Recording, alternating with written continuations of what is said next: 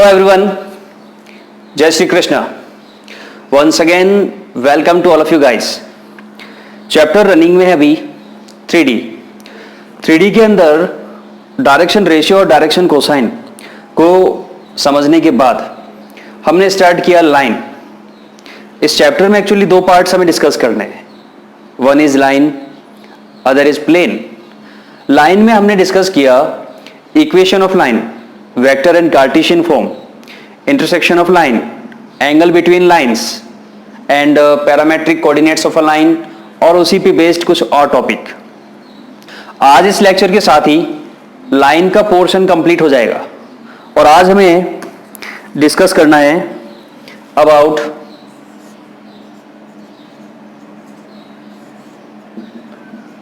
Skew lines.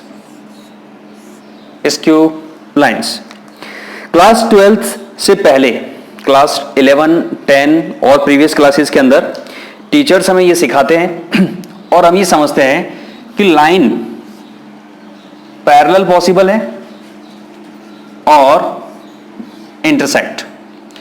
अगर हमें दो लाइन की इक्वेशन दे रखी है और हमें उन्हें ग्राफ के अंदर रिप्रेजेंट करना है तो लाइन या तो पैरेलल आएगी या फिर इंटरसेक्ट करेगी. इंटरसेक्ट वो वन पॉइंट पे भी कर सकती है और इन्फिनिटी पॉइंट्स में भी. अगर दो लाइन कोइंसाइड लाइन है तो वो एक दूसरे के ऊपर ओवरलैप करेगी और इन्फिनिटी सॉल्यूशन हमें उसके मिलेंगे. लेकिन क्लास 12th के अंदर जब डिस्कशन 3D का चल रहा है तो यहां पे ये समझना जरूरी है कि एक ऐसा केस भी पॉसिबल है जब लाइन इंटरसेक्ट भी ना करे और पैरेलल भी नहीं हो. Means non parallel and non intersecting lines. Guys, ऐसी लाइन को ही हम क्या कहते हैं? Skew line. इमेजिन कीजिए अभी आप जिस रूम में बैठे हो उसकी दो डिफरेंट वॉल पे दो लाइन को एज्यूम कीजिए. बनाना नहीं है, ठीक है? जस्ट एज्यूम कीजिए दो लाइन डिफरेंट वॉल पे. ये line non parallel non intersecting होगी, ठीक है? तो डिफरेंट वॉल का मतलब ये हुआ कि हम दो डिफरेंट प्लेन में दो लाइन को एज्यूम कर रहे हैं. तो अगर दो लाइन डिफरेंट प्लेन में है उस केस के अंदर ऐसी लाइन पैरेलल भी नहीं होगी, इंटरसेक्ट भी नहीं करेगी और ऐसी लाइंस को ही हम क्या कहेंगे? Skew lines. देखिए सपोज ये एक लाइन L1 है, अदर लाइन L2. लाइन दे रखी होगी तो उनकी इक्वेशन दे रखी होगी और 3D के अंदर इनकी दो ही फॉर्म पॉसिबल है. वन इज वेक्टर फॉर्म,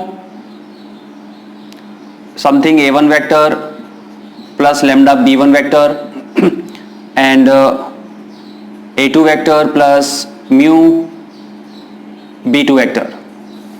और दूसरा केस पॉसिबल है Cartesian form, L vector L2 vector, x minus x1 upon A1, y minus y1 upon B1, z minus z1 upon C1, x minus x2 upon A2, y minus y2 upon B2, z minus z2 upon C2. ठीक है? 3D के अंदर line की दो ही equation possible है, दो ही format, vector and Cartesian form. अब देखिए लाइन L1 जो है, देखो इस चैप्टर को सिंपल बनाने का एक ही तरीका है. आपको लाइन की इक्वेशन से डिकोड करना आना चाहिए. How to find A1 vector, A2 vector, B1 vector, B2 vector. Line L1 की बात करें तो ये एक पॉइंट जिसका पोजीशन वेक्टर A1 वेक्टर है से पास हो रही है. सिमिलरली L2 लाइन एक ऐसे पॉइंट से पास हो रही है B से जिसका पोजीशन वेक्टर A2 वेक्टर है. L1 लाइन की डायरेक्शन को रिप्रेजेंट कौन कर रहा है? B1 vector. और L2 लाइन की डायरेक्शन को B2 वेक्टर, B1 और B2 वेक्टर. लाइन की इक्वेशन के लिए हमें दो टर्म्स चाहिए, एक जो उसकी डायरेक्शन को रिप्रेजेंट करे, एक जो उसकी पोजीशन को रिप्रेजेंट करे। अब हमें यहां पे क्वेश्चन पूछा जाएगा, find shortest distance between lines. Shortest distance का मीनिंग क्या हुआ? ये लाइन पैरेलल नहीं है, ना ही ये लाइन इंटरसेक्ट कर रही है। अगर लाइन इंटरसेक्ट करेगी तो शॉर्टेस्ट डिस्टेंस 0 हो जाएगा, और अगर लाइन पैरेलल होगी तो उनके बीच का डिस्टेंस सेम रहेगा हमेशा। तो वहां पे शॉर्टेस्ट ना लिखकर वो लिखेगा फाइंड डिस्टेंस। तो शॉर्टेस्ट डिस्टेंस जब भी क्वेश्चन में मेंशन हो, समझ जाइए कि वहां लाइन कैसी है, स्क्यू लाइन। अब ये PQ जो लेंथ है, जिसे हम कह रहे हैं शॉर्टेस्ट डिस्टेंस, अगर ये हमें फाइंड करना है तो इसका एक डायरेक्ट फॉर्मूला है। वो फॉर्मूला आया कैसे, मैं आपको वो भी समझा देता हूं। अगर हम इस AB को ज्वाइन करेंगे तो यहां पर ये जो PQ लेंथ है वो इस AB वेक्टर का इस PQ वेक्टर पे प्रोजेक्शन है। कैसे है प्रोजेक्शन? अगर हम यहां से लाइट करेंगे टॉर्च, तो ये जो लाइट आएगी यहां से, वो लाइट इस AB से रिफ्लेक्ट हो जाएगी, यहां से टकरा के वो इस PQ पे नहीं आ पाएगी, ठीक है, लेकिन बाहर की तरफ तो ये जाएगी सारी तरफ, ठीक है। वेक्टर के अंदर product, scalar product of two vector का ज्योमेट्रिकल इंटरप्रिटेशन हमने समझा है, जिसमें हमने ये डिस्कस किया है, projection of vector A on vector B कितना होता है, दोनों का डॉट डिवाइड ऑन किस पे, बी पर, तो बी का मैग्नीट्यूड। तो इसी तरीके से यहां जो ये PQ है, दिस PQ जिसको हम कह रहे हैं शॉर्टेस्ट डिस्टेंस, एक्चुअली ये projection of AB vector on PQ vector है। इस AB वेक्टर का इस PQ वेक्टर पे ये प्रोजेक्शन है, और इस प्रोजेक्शन को कैसे फाइंड किया जाएगा, AB vector dot PQ vector and divide PQ vector का मैग्नीट्यूड। AB वेक्टर कैसे निकलेगा? अगर किसी वेक्टर का इनिशियल और टर्मिनल पॉइंट के पोजीशन वेक्टर पता है तो वेक्टर कैसे फाइंड होगा, position vector of terminal point minus position vector of initial point, तो ये बन जाएगा A2 vector minus A1 vector dot vector B, sorry PQ vector. ये PQ वेक्टर कैसे निकलेगा गाइस? PQ वेक्टर एक ऐसा वेक्टर है जो B1 वेक्टर के परपेंडिकुलर है और B2 वेक्टर के भी परपेंडिकुलर है। दो वेक्टर के परपेंडिकुलर जो वेक्टर होता है उसको कैसे रिप्रेजेंट किया जाता है, ये हमने डिस्कस किया है वेक्टर में, vector product of two vector. दो वेक्टर के परपेंडिकुलर वेक्टर जो होगा वो उनकी क्रॉस प्रोडक्ट से रिप्रेजेंट किया जाएगा, यानी जो PQ वेक्टर होगा ये B1 क्रॉस B2 से रिप्रेजेंट किया जाएगा, और इसी का मैग्नीट्यूड लेना है। ये लीजिए, ये जो फॉर्मूला है, ये कहानी तो हमने समझी कि कैसे ये फॉर्मूला जनरेट हुआ है, लेकिन क्वेश्चन के अंदर हमें इसको नहीं समझाना है, हमें डायरेक्ट इस फॉर्मूले को यूज करना है। Distance between two skew line, दो लाइन की इक्वेशन में दे रखी होगी, दोनों वेक्टर फॉर्म में हो सकती है, दोनों कार्टेशियन फॉर्म में हो सकती है, एक वेक्टर और एक कार्टेशियन फॉर्म भी हो सकती है। लेकिन हमें यह पता है कि लाइन की जब इक्वेशन दे रखी होगी तो वहां से A1 A2 वेक्टर कैसे फाइंड किया जाता है। कार्टेशियन फॉर्म के अंदर A1 और A2 वेक्टर कहां से आएंगे, x1 y1 z1 x2 y2 z2, इनके साथ ijk अटैच करके। B1 और B2 वेक्टर कैसे आएंगे, इनके जो डायरेक्शन रेशियो है A1 B1 C1 A2 B2 C2, इनके साथ ijk अटैच करके। तो इनकी वैल्यू निकालने के बाद जब हमें क्वेश्चन दे रखा होगा तो सबसे पहले हम A2 vector minus A1 vector एक वेक्टर निकाल लेंगे, B1 क्रॉस B2 एक वेक्टर निकाल लेंगे, और उसी वेक्टर का मैग्नीट्यूड भी निकाल लेंगे, और उन सबकी वैल्यू इस फॉर्मूले में पुट कर देंगे, जिससे कि हमारी शॉर्टेस्ट डिस्टेंस फाइंड हो जाएगी। ठीक है, सो वीडियो को पॉज करके इसे नोट कीजिए, हम इसी पे बेस्ड क्वेश्चन करते हैं। Note it.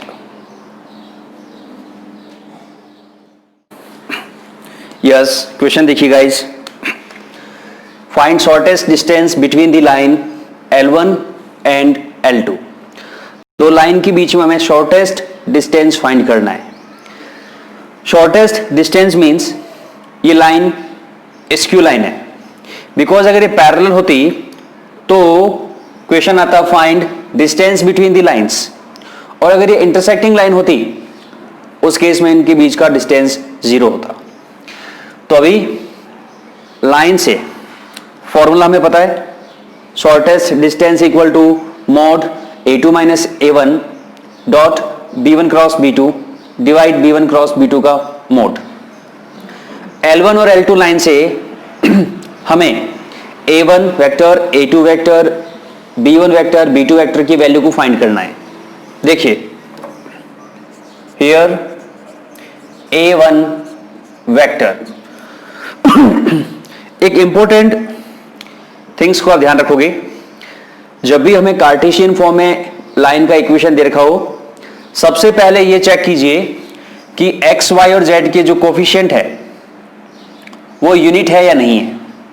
मान लेते हैं हमारे इक्वेशन में हमें x 2x माइनस 1/3 ऐसा कुछ दे रखा हो, उस केस में डायरेक्ट आप इसको और इसको यूज मत कीजिए। सबसे पहले इस x के साथ जो भी कोफिशिएंट है उससे न्यूमरेटर और डिनोमिनेटर को डिवाइड कीजिए। तो ये क्या बनेगा, x माइनस ½ ये पॉइंट x1 है और ये आपका A1 है। A1 वेक्टर क्या होगा यहां से बताइए, minus i cap minus j minus k minus i minus 1j minus 1k। Okay, A2 vector यहां से 3i प्लस का 3j और प्लस का 7k। B1 वेक्टर इसके डायरेक्शन रेशियो से बनेगा 7i minus 6j plus k, and B2 vector is 1i minus 2j plus k। फॉर्मूले में जो वैल्यू हमें चाहिए वहां पर एक हमें रिक्वायर्ड रहेगी vector A2 minus A1 vector, इसकी वैल्यू हमें फाइंड करनी है। तो कैसे आएगी, A2 vector 3i plus 3j plus 7k minus A1 vector minus i minus j minus k, कितना आएगा 3i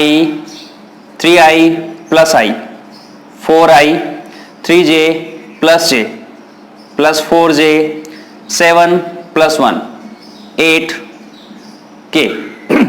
ठीक है, क्वेश्चन में थोड़ा चेंज कर लीजिए, यहां पे 5 कर लीजिए 5। ठीक है, क्या चेंज होगा, यहां पे 5 होगा, ओके, और यहां पे 5 हो जाएगा। ठीक है, तो यहां पे 6 हो जाएगा। ठीक है, और क्या चाहिए, और हमें चाहिए B1 cross B2 and B1 cross B2। कैसे फाइंड करते हैं वेक्टर प्रोडक्ट को, i j k। Vector B1 के स्केलर पार्ट कौन कौन से हैं, 7 माइनस 6 1। वेक्टर B2 के स्केलर पार्ट 1 माइनस 2 1। ठीक है, सिंप्लीफाई कीजिए इसे, i ब्रैकेट i वाली कॉलम रो को छोड़ दीजिए, ये रहेंगे -6 माइनस 2 प्लस 2 बन जाएगा माइनस j, इसे और इसे छोड़ दीजिए 7 minus 1 plus k minus 14 plus 6, कितना आएगा -4i minus 6j and minus 8k। और फॉर्मूले में हमें किसकी रिक्वायरमेंट रहेगी, magnitude of B1 cross B2। इसका मैग्नीट्यूड, ये जो वेक्टर आ रहा है B1 क्रॉस B2 से एक न्यू वेक्टर जनरेट हो रहा है, इसका मैग्नीट्यूड हमें चाहिए। तो इसका मैग्नीट्यूड आएगा root of -4 square -6 square -8 square root of 16 plus 36 plus 64 कितना रहेगा? रूट ऑफ 100 116 का स्क्वायर रूट निकालिए, कितना आएगा? 2 58 29 2 29। यस, इसके अगर आप स्क्वायर फैक्टराइजेशन करोगे तो 2 इंटू 2 इंटू 29 आएगा, तो 2 का पेयर बनेगा, बाहर आ जाएगा। ठीक है, अब इनकी वैल्यूज हमें पता है। नाउ शॉर्टेस्ट डिस्टेंस, क्या फॉर्मूला होता है guys? Mode a2 minus a1 vector dot b1 cross b2 divide b1 cross b2 magnitude का मोड। वैल्यूज रखिए सारी। a2 माइनस a1 वेक्टर है हमारा 4i plus 6j plus 8k dot b1 cross b2 minus 4i minus 6j minus 8k and divide b1 cross b2 का magnitude 2 root 29। Okay, vector का vector से dot product करना है। i का i, j के j और k का k के साथ मल्टीप्लाई होगा कोफिशिएंट का। 4 इंटू -4 -16 -36 -64 डिवाइड 229 रूट में। Okay, 100 -116 divide 2 root 29 mod negative term को पॉजिटिव कर देगा। 116 डिवाइड 2 रूट 29। एक्चुअली जो 2 रूट 29 है रूट का, ये 116 का स्क्वायर रूट था, तो ये इसको कैंसिल करेगा 2 रूट ऑफ 29 टाइम्स यूनिट। ठीक है, तो ये shortest distance between skew line कैसे फाइंड किया जाता है? दो वेक्टर हमें दे रखे होंगे, वो वेक्टर आपको कार्टेशियन फॉर्म में दिया जा सकता है, आपको वेक्टर फॉर्म में दिया जा सकता है, लेकिन हमें उससे फर्क नहीं पड़ता, हमें वहां से वैल्यूज एक्सट्रैक्ट करना आता है। कैसे? a1 और a2 वेक्टर जहां से लाइंस पास हो रही है, b1 और b2 वेक्टर उनके डायरेक्शन रेशियो से जो वेक्टर बनेंगे, या फिर अगर वेक्टर फॉर्म दे रखी है तो विथ लैम्डा जो वेक्टर होगा वो हमारे b1 और b2 होंगे। इनकी वैल्यूज फॉर्मूले में रखने से पहले आप निकाल लीजिए a2 minus a1 vector b1 cross b2 mod b1 cross b2। इनकी वैल्यूज को फॉर्मूले में पुट कीजिए और आंसर गेट कीजिए। तो pause the video and note it down.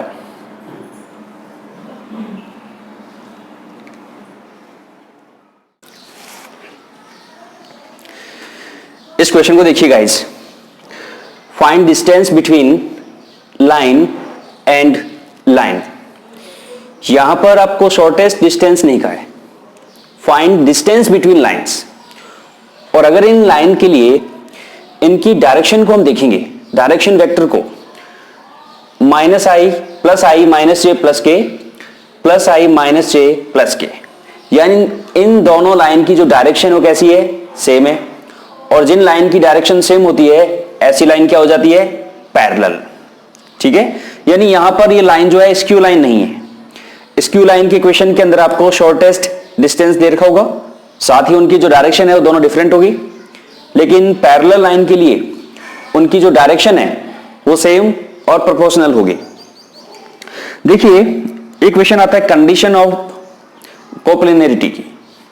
अगर दो लाइन कोप्लेनर है, सेम प्लेन में है, उस केस के अंदर वो लाइन पैरेलल होगी या फिर इंटरसेक्ट करेगी। कंडीशन ऑफ कोप्लेनरिटी के लिए देखिए, जो हमारा शॉर्टेस्ट डिस्टेंस होता है गाइस, वो क्या होता है? a2 vector minus a1 vector dot b1 cross b2 divide mod b1 cross b2 this. अब देखिए, जो लाइन्स हमें गिवन होगी, अगर उन लाइन के लिए उनकी डायरेक्शन वेक्टर सेम हो जाए या सेम प्रोपोर्शनल हो जाए, उस केस में लाइन क्या हो जाएगी? पैरेलल। तो उस केस के अंदर तो हमें पता चल जाएगा कि हाँ हमारी लाइन पैरेलल है, इसका मतलब लाइन हमारी कोप्लेनर है। लेकिन अगर बात करें हम इंटरसेक्ट करने वाली कंडीशन में, तो अगर दो लाइन इंटरसेक्ट करेगी, दो लाइन है वो इंटरसेक्ट कर रही है, उस केस में उनके बीच का जो शॉर्टेस्ट डिस्टेंस होगा वो क्या होगा? 0। यानी ये जो शॉर्टेस्ट डिस्टेंस होगा वो कितना बन जाएगा? 0 बन जाएगा। ये कंप्लीट पार्ट 0 बन जाएगा। सो कंडीशन ऑफ कोप्लेनरिटी की जो आएगी वो आएगी a2 vector minus a1 vector dot b1 cross b2 equal to 0। दो लाइन हमें दे रखी होगी L1 एंड L2। लाइन से हम डिकोड करेंगे a1 vector, a2 vector, b1 vector, b2 vector. और अगर इनसे ये वाली कंडीशन सेटिस्फाई हो जाती है, उस केस में लाइन कैसी हो जाएगी? लाइन कोप्लेनर हो जाएगी। तो हो सकता है आपको दो लाइन देकर प्रूफ करने को कहा जाए कि लाइंस कोप्लेनर है या नहीं है, तो उस केस के अंदर ये वाली कंडीशन हमें चेक करनी है। अगर ये 0 आ जाए तो कोप्लेनर है, अदरवाइज नहीं है। ठीक है, इस क्वेश्चन की डिस्कस करते हैं। इस क्वेश्चन के अंदर हमें distance between parallel line find करना है। देखिए, suppose one line other line, और ये दोनों लाइन कैसी है? ये दोनों लाइन पैरेलल है, L1 L2। हमें यहां से L1 पर एक पॉइंट गिवन है जिसका पोजीशन वेक्टर ये ए पॉइंट है। इसका पोजीशन वेक्टर अगर ए वेक्टर है, A1 वेक्टर, तो A1 वेक्टर कितना है यहां पे? I plus 2j plus 3k। और इस पर अगर एक पॉइंट B है जिसका पोजीशन वेक्टर A2 वेक्टर है, तो A2 वेक्टर कितना है यहां पे? A2 वेक्टर है यहां पे 2i minus j minus k। और इन दोनों की जो डायरेक्शन है, डायरेक्शन को जो वेक्टर रिप्रेजेंट कर रहा है वो कॉमन वेक्टर है B वेक्टर, क्योंकि दोनों की डायरेक्शन सेम है, और वो है i minus j plus k। ये तो इस केस में जो इसका डिस्टेंस हम फाइंड करेंगे गाइज, डिस्टेंस d, उसका फॉर्मूला होगा a2 vector minus a1 vector cross b vector divide b vector mode. ये फॉर्मूला होगा। शॉर्टेस्ट डिस्टेंस और डिस्टेंस दोनों के फॉर्मूले को ध्यान से देखिए। वहां पर हमें b की दो वैल्यू मिल रही थी, b1 b2। इस केस में वो b1 और b2 जो है दो डिफरेंट, आप ऐसे याद रख सकते हो, जब b1 और b2 दो डिफरेंट वैल्यू है, दो डिफरेंट बंदे हैं, तो उन्हीं का क्रॉस प्रोडक्ट हो गया था, तो वो दूसरों के साथ डॉट प्रोडक्ट कर रहे थे। लेकिन इस बार वो दोनों एक है, तो जब कोई बंदा एक है तो वो दूसरों के साथ झगड़ेगा, खुद के साथ तो झगड़ेगा नहीं। तो b जो है उसका क्रॉस प्रोडक्ट किसके साथ होगा? a2 माइनस a1 के साथ। ठीक है, तो वैल्यूज पुट कर देते हैं। देखिए इस फॉर्मूले के अंदर देखिए, आपको a2 वेक्टर a1 चाहिए, तो very first a2 vector minus a1 vector, इसकी value vector a2 i plus 2j plus 3k minus a1 vector, कौन सा ले लिया पहले? a1 ले लिया, कोई दिक्कत नहीं है, कोई दिक्कत नहीं है, इससे फर्क नहीं पड़ेगा। Minus 2i minus j minus k, इनका डिफरेंस क्या आएगा? i माइनस 2i माइनस का i, 2j plus j plus 3j 3k plus k plus का 4k। और क्या चाहिए? और चाहिए इस वेक्टर का वेक्टर b के साथ क्रॉस प्रोडक्ट। ठीक है, नाउ व्हाट a1, इसको भी चेंज कर दीजिए आप, a1 माइनस a2 लिया है हमने, तो a1 माइनस a2 वेक्टर जो है इसके साथ क्रॉस प्रोडक्ट करना है वेक्टर b का। कैसे करेंगे? i j k, a1 minus a2 जो वेक्टर मिला है हमें उसके कंपोनेंट -1 प्लस 3 4, वेक्टर b के 1 माइनस 1 1 1 माइनस 1 1। इसको हमें सिंप्लीफाई करना है गाइस। इसको जब सिंप्लीफाई करेंगे क्या मिलेगा? देखिए i ब्रैकेट आई को छोड़ दीजिए 3 माइनस प्लस का 4 आएगा माइनस जे, इसको छोड़ दीजिए -1 और -4 एंड प्लस का के ब्रैकेट 1 -3। तो ये मिलेगा हमें 7i माइनस के 5 प्लस के 5 बन जाएंगे 5j एंड माइनस के 2k, ये वेक्टर मिलेगा हमें। ठीक है, ये जो है इसकी वैल्यू हमें ये मिलेगी। और क्या चाहिए हमें? और चाहिए हमें वेक्टर बी का मैग्नीट्यूड। वेक्टर बी का मैग्नीट्यूड निकाल लेते हैं गाइस। तो वो कितना आएगा देखिए, इसको इरेज कर लेते हैं एक बार। ठीक है, वेक्टर बी का मैग्नीट्यूड क्या मिलेगा? रूट वेक्टर बी का magnitude 1 square minus 1 square 1 square root 3 मिलेगा। Now what? D equal to magnitude of a1 vector minus a2 vector cross b vector upon b vector magnitude. Values put कीजिए। इसकी complete value क्या आएगी? इसकी value आएगी ये 7i plus 5j minus 2k। इसका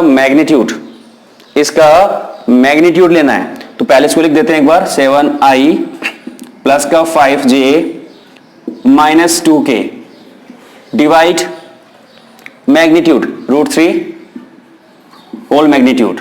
d equal to इसका magnitude क्या आएगा गाइस? इसका मैग्नीट्यूड आएगा root 7 square 5 square and minus 2 square divide root 3। So d equal to 7 square 49 25 74 and 4 78 root 78 divide root 3। 78 की अगर फैक्टर करें 239, चलो यही रहेगा। तो फाइनल जो हमारा d आएगा गाइस वो आएगा रूट ऑफ 78/3 यूनिट। ये हमारा फाइनल आंसर आएगा। आंसर चेक कर लेते हैं।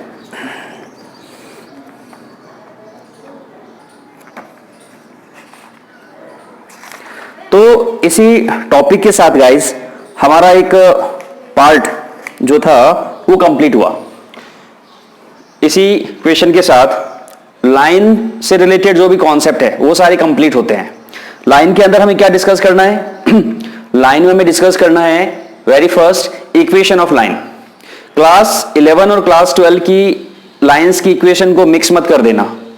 वहां पर हम ये डिस्कस करते हैं ax plus B Y plus c बराबर 0 लाइन का इक्वेशन है।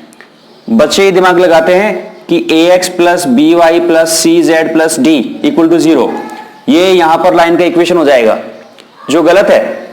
ये दोनों ही देखिए, ये 2D के अंदर तो क्या है? लाइन है। लेकिन 3D के अंदर ये दोनों, अगर हम 3D की बात करेंगे तो ये दोनों प्लेन की इक्वेशन है। ध्यान रखिए, लाइन को 3D में केवल दो ही तरीके से रिप्रेजेंट किया जा सकता है, वेक्टर फॉर्म, ये वाली form r vector equal to a vector plus lambda b vector.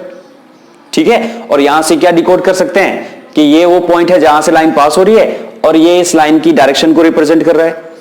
और दूसरी कौन सी फॉर्मेट है? Cartesian form, x minus x1 upon a equal y minus y1 upon b equal z minus z1 upon c। वहां पर नीचे ABC से उसका direction vector बनेगा जो इसमें ये है, और ऊपर x1 y1 z1 से उस पॉइंट की कोऑर्डिनेट्स बनेंगे जहां से लाइन पास हो रही है, ये वाला पॉइंट। ठीक है, दो ही फॉर्म है। इसके बाद आप प्रैक्टिस कीजिए इस चैप्टर की। नेक्स्ट लेक्चर से हम स्टार्ट करेंगे प्लेन। प्लेन के अंदर इक्वेशन जो है कुछ ज्यादा है, लेकिन वो भी सिंपल हो जाएगा अगर आपको उसकी इक्वेशन से वैल्यूज को एक्सट्रैक्ट करना आ रहा हो। समझ पा रहे हो? प्लेन कौन से पॉइंट से पास हो रहा है, कौन उसके परपेंडिकुलर है, जो भी। ठीक है, तो यहां तक आप कंप्लीट कीजिए। मिलते हैं नेक्स्ट लेक्चर में। Have a good day.